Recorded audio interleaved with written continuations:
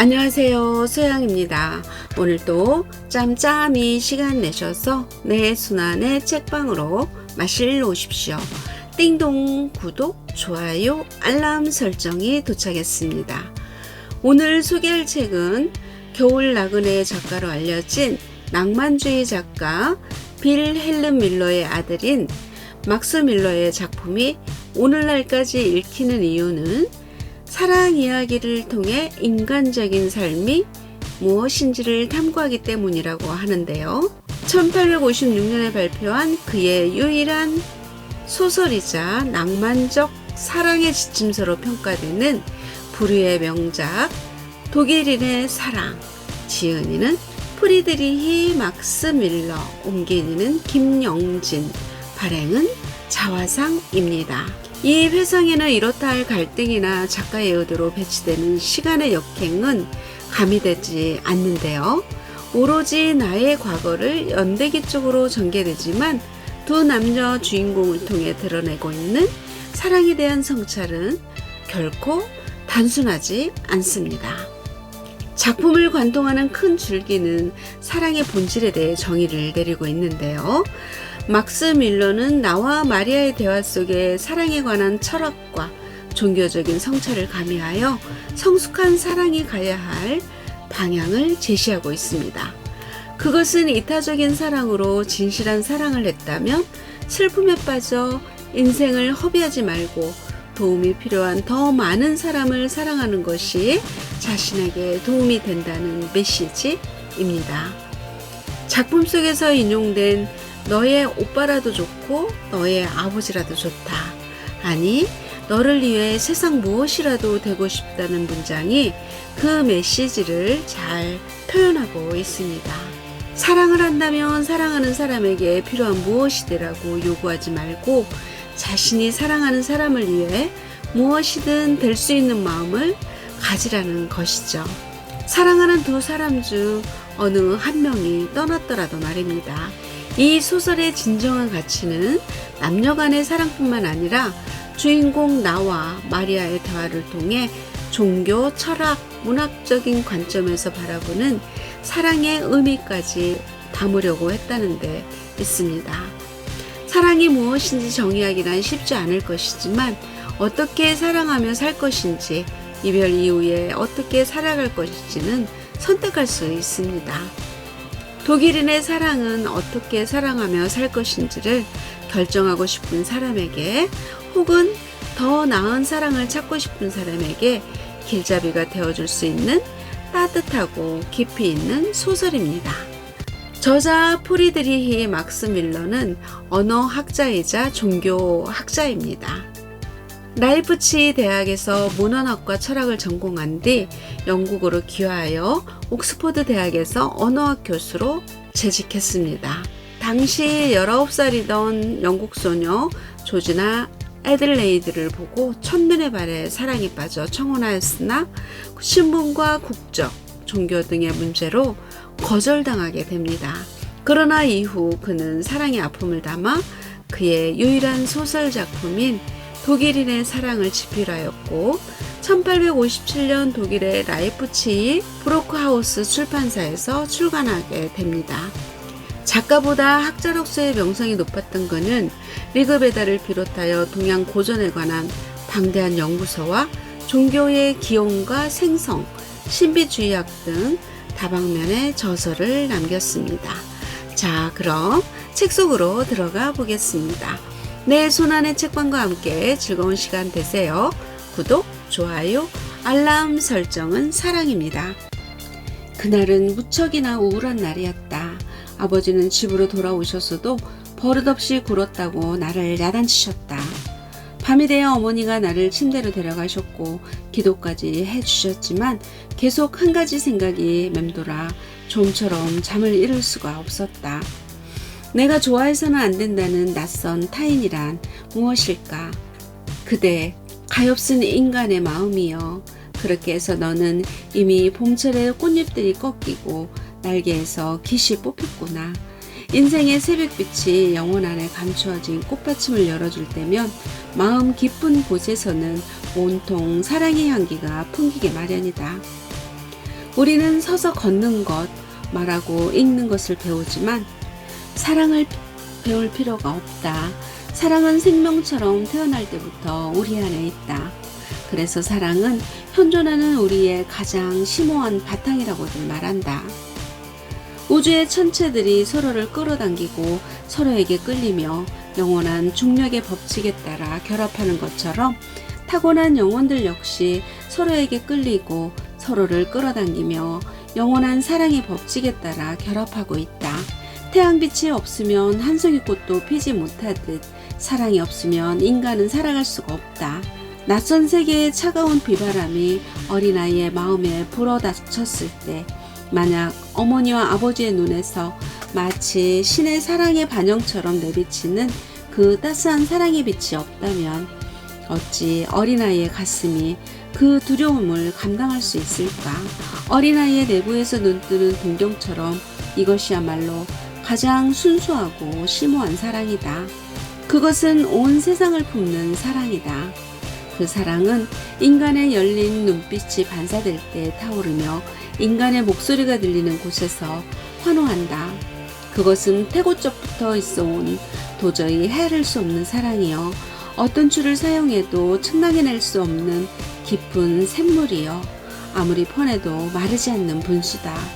사랑을 아는 사람이라면 사랑에는 크다거나 작다거나 하는 척도나 비교가 있을 수 없음을 알고 오로지 온 마음, 온 영혼, 온 힘과 온 정성을 다해야만 사랑할 수 있다는 것을 안다.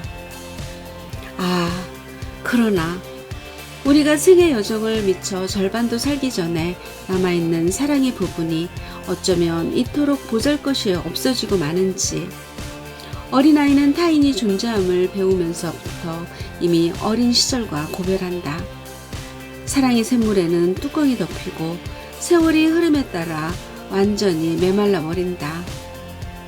우리의 눈은 어느덧 정기를 잃고 우리 자신은 심각하고 지친 표정으로 시끌벅적한 거리를 스쳐 지나간다.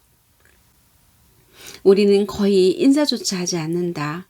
왜냐하면 인사에 응답이 없는 경우 얼마나 아픈 상처를 입는가를, 인사를 나누고 악수를 했던 이들과 헤어진다는 것이 얼마나 가슴을 애는 듯이 슬픈 일인가를 알기 때문이다. 영혼의 날개는 갓을 뽑히고 깃을 뽑히고 꽃잎들은 거의 찢기고 시들어 버린다. 고갈될 수 없는 사랑의 샘에는 단지 몇 방울 물밖에 남아있지 않다.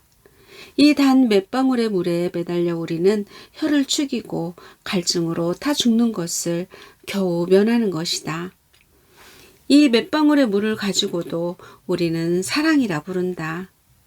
하지만 그것은 이미 순수하고 완전하게 밝은 어린아이의 사랑은 아니다. 자결하는 격정, 타오르는 정열, 그것은 달아오른 모래 위에 떨어지는 빗방울처럼 스스로를 소멸하는 사랑이다. 나의 것이 되어달라고 요구하는 사랑이요. 너의 것이 되고 싶다고 말하는 사랑이 아니다. 그것은 자기 본위의 의욕이 뒤섞인 사랑일 뿐이다. 몇몇 시인이 노래하며 젊은 남녀들이 믿고 있는 사랑이라는 것도 모두 이런 것들이다. 그것은 타오르다 주저앉는 한 가닥 불꽃도 온기도 주지 않고 다만 연기와 잿더미만 남긴다. 이렇게 모두 한때는 불꽃놀이를 영원한 사랑의 햇빛이라고 믿는다. 그러나 그 불꽃이 환하면 환할수록 뒤따르는 어둠의 농도는 더욱 짙은 법이다. 그리하여 사방 만물이 어두워지고 우리가 진정 외로움을 느끼게 될 때 좌우 모든 사람이 우리를 스쳐 지나가며 알아보지 못할 때 잊었던 감정의 한 줄기가 어쩌다가 가슴속에서 솟구치곤 한다. 우리는 그것이 무엇인지를 모른다. 그것은 사랑도 우정도 아니기 때문이다. 나를 모르시겠습니까? 낯설고 냉담하게 스쳐 지나가는 모든 이들을 향해 소리치고 싶어진다.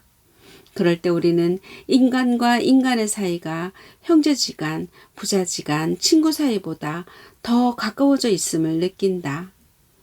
그리고 마치 성서의 낡은 잠언 구절처럼 낯선 타인이 가장 가까운 이웃이라는 말이 우리의 가슴을 울린다.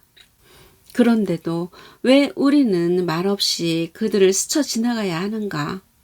아마도 우리는 그것을 알지 못하며 겸허히 그것에 순종해야 하는지 모른다. 그러나 한 번쯤 시도해보라. 기차 두 대가 서로 엇갈리며 철로위를 질주하는데 너를 향해 인사를 하려는 듯한 낯익은 눈을 발견했을 때 손을 내밀어 그대를 스쳐 지나는 친구의 손을 잡아보라. 그러면 아마도 그대는 알게 되리라. 왜 이 세상의 인간은 말없이 타인을 스쳐 지나는지를. 어느 늙은 현자는 이런 말을 했다. 나는 난파당한 작은 배의 파편들이 바다 위를 떠다니는 것을 본 적이 있다. 그 파편 중에는 서로 부딪혀 잠시 엉겨 붙어 있는 것들마저 극히 드물다. 곧 폭풍이 몰아쳐 그것들을 각기 반대 방향으로 몰아갔다. 그리하여 그 두 파편은 이 지상에서는 다시는 못 만날 것이다. 인간의 경우 역시 이와 같은 것이다. 하지만 거대한 난파를 본 사람이 없을 뿐이다. 인생에서 형식과 관습은 얼마나 질긴 것인가. 아무리 친한 사람끼리라도 자연의 언어로 말하기란 얼마나 어려운 일인지. 사람들은 어릴 적부터 세상 안에서 사는데 길들여진 것 같아. 그래서 자유로운 대기 속으로 풀려나도 감히 날개를 펼칠 엄두를 못 내고 조금만 높이 날아올라도 어딘가에 부딪힐세라 겁을 내는 거지. 맞아. 그녀가 말을 이었다. 하지만 그대로 역시 좋은 일이고 달리 어쩔 수도 없지. 사람들은 숲속을 나는 새들처럼 나뭇가지 위에서 만나 굳이 서로를 소개할 필요도 없이 같이 노래를 부르는 그런 삶을 누리기를 곧잘 바라.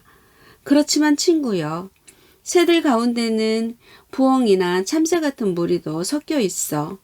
그러니까 우리는 살아가면서 그런 것들을 모른 척하고 지나칠 줄도 알아야 좋은 거야. 그래, 어쩌면 삶이란 시와 같은 것인지도 몰라. 진정한 시인이 가장 아름답고 진실된 것을 오늘이라는 구속된 현식에 담아 표현할 줄 알듯 인간이라면 사회의 속박을 무릅쓰고 사상과 감정의 자유를 지킬 줄 알아야 한다고 생각해. 나는 이때 문득 플라텐의 시구를 떠올리지 않을 수 없었다. 언제 어디서나 영원한 것, 그것은 구속된 운문에 깃든 자유로운 정신이니. 정말 그런 것 같아. 온화하면서도 사뭇 장난스러운 웃음을 지으며 그녀가 말했다. 그래도 내게는 특권이 하나 있어. 그것은 나의 병과 외로움이야. 내게는 청춘 남녀가 퍽 안타까울 때가 있어. 그들은 가까운 친구들이 자기네를 향해서 사랑이라고 일컬어지는 것을 염두에 두지 않는 한 어떤 우정이나 신뢰감도 느끼지 못하거든. 그래서 그들은 오히려 많은 것을 잃고 말아. 여성은 자신의 영혼 안에 무엇이 잠들어 있는지를, 또 숭고한 남성의 진지한 권고의 말 한마디가 그 잠을 깨울 수 있음을 깨닫지 못하지. 마지막 회상. 잠에서 깨어나 창밖을 보니 태양은 벌써 중천이라 방을 환히 비추고 있었다. 저것이 바로 엊그제 것과 같은 태양이란 말인가. 떠나가는 친구처럼 아쉬운 눈빛으로 우리의 영혼의 결합을 축복하듯 바라보고 나서 사라지는 희망처럼 침몰해간 그 태양이란 말인가. 그렇지만 지금 태양은 우리의 즐거운 잔치를 축하하려고 방으로 뛰어드는 어린아이 같지 않은가. 또한 지금의 나는 불과 몇 시간 전만 해도 만신창이가 된 심신을 침대에 던졌던 그와 바로 같은 인물이란 말인가. 지금의 나는 예전의 생의 용기와 신에 대한 신뢰, 또 나 자신에 대한 신뢰를 회복하고 있고, 이 신념이 신선한 아침 공기처럼 생기와 활력을 불어넣고 있지 않은가. 만약 잠이라는 것이 없다면 인간은 어떻게 될까? 밤마다 찾아오는 이 정령이 우리를 어디를 끌고 가는지 모른다. 밤마다 우리의 눈을 감기면서 그가 아침이면 우리의 눈을 다시 뜨게 해주리라고. 우리를 우리 자신에게 되돌려준다고 그 누가 보증할 수 있단 말인가. 최초의 인간이 이 낯선 친구에게 자신을 맡길 때는 실로 깊은 용기와 믿음이 필요했을 것이다. 우리의 천성에는 우리가 믿어야 하는 것을 믿게 하고 그것에 몸을 맡기게 하는 거부할 수 없는 어떤 힘이 들어있는 듯하다. 만약 그렇지 않다면 아무리 필요하다 해도 자발적으로 눈을 감고 이 알지 못한 꿈의 나라로 발을 들여놓을 수는 없을 것이다. 우리의 무력감과 피로감은 우리에게 더욱 높은 힘에 대한 신뢰감과 만물의 조화로운 질서에 기꺼이 귀의할 용기를 준다. 어제 도망치는 저녁 안개처럼 내 머리를 몽롱히 스쳐갔던 일들이 갑자기 생생히 떠올랐다. 마리아와 나는 서로에게 속해 있음을 나는 느끼고 있었다. 오빠와 누이처럼이든 아버지와 자식처럼이든 약혼한 남녀 사이든 어쨌든 우리는 영원히 헤어져서는 안 되는 관계였다. 문제는 우리가 더듬대는 말로 사랑이라고 부르는 그것의 올바른 이름을 찾아내야 했다. 너의 오빠라도 좋고 너의 아버지라도 좋다. 아니, 너를 위한 세상 무엇이라도 되고 싶다. 바로 이 무엇에 대한 이름을 찾아내야만 했다. 세상은 이름 없는 것을 인정하지 않으므로 무엇에 붙일 이름을 찾아야만 했다. 그녀 자신도 나를 사랑한다고 하지 않았던가. 모든 다른 사랑의 원천인 순수하고 전인적인 사랑으로 나를 사랑한다고 하지 않았던가. 그렇다면 내 편에서 그녀에게 나의 혼신의 사랑을 고백했을 때 그녀는 어째서 놀라고 당황했을까? 하지만 그런 그녀의 태도가 그녀의 사랑에 대한 나의 마음을 흔들어 놓을 수는 없었다. 어차피 우리 자신의 마음속이 불가사의한 것 투성이인데 왜 인간의 영혼 안에서 벌어지는 것을 모조리 알려고 하는가? 자연에서든 사람의 마음속에서든 자신의 가슴 속에서든 우리를 가장 매료시키는 것은 해명할 수 없는 것들 천지 아닌가. 자기의 정당한 권리를 인식하고 용기를 내어 인습해 저항하려는 고귀한 영혼들의 이런 고독을 세상조차도 높이 볼 거야. 세상에 통용되는 예의나 겸손 혹은 편견 같은 것들은 담쟁이 덩굴과 같은 것이지. 초록색 담쟁이 덩굴이 줄기와 뿌리를 무수히 뻗어 견고한 성벽을 장식하는 것은 보기에 아름답지만 그것들을 너무 무성하게 버려두어서는 안 돼. 그러면 그것은 우리 마음 구조 틈서리마다 뻗어들어가 안에서 우리를 응집시키는 시멘트를 파괴할 테니까. 마리아, 내 것이 되어줘. 너의 마음이 시키는 대로 해줘. 이제 당신의 입술에 올릴 말이 너와 나의 삶을, 너와 나의 행복을 영원히 결정할 거야. 나는 입을 다물었다. 내 손 안에 쥐어진 그녀의 손이 뜨거운 마음의 악수에 응답하고 있었다. 그녀의 마음속에서 파도가 일고 폭풍이 치고 있었다. 그리고 층층이 쌓인 구름이 그 폭풍에 의해 걷히고 내 앞에 펼쳐지는 푸른 하늘은 지금 더할 수 없이 아름다워 보였다. 왜 나를 사랑해? 그녀는 결정을 내려야 하는 지금 이 순간을 조금이라도 미루려는 듯 나직한 소리로 물었다. 왜냐고? 마리아, 어린아이에게 왜 태어났냐고 물어봐. 꽃에 왜 피었냐고 물어봐. 태양에 왜 비추냐고 물어봐. 내가 너를 사랑하는 건 그럴 수밖에 없기 때문이야. 자, 여기까지입니다. 태양빛이 없으면 한 송이 꽃도 피지 못하듯 사랑이 없으면 인간은 살아갈 수 없다라는 소설 속의 문구처럼 인간의 감성이 가진 본질을 탐구하며 사랑의 의미를 되새겨보게 하는 독일인의 사랑, 꼭 읽어보실 것을 추천합니다. 오늘도 많이 웃으시고 행복하세요. 안녕.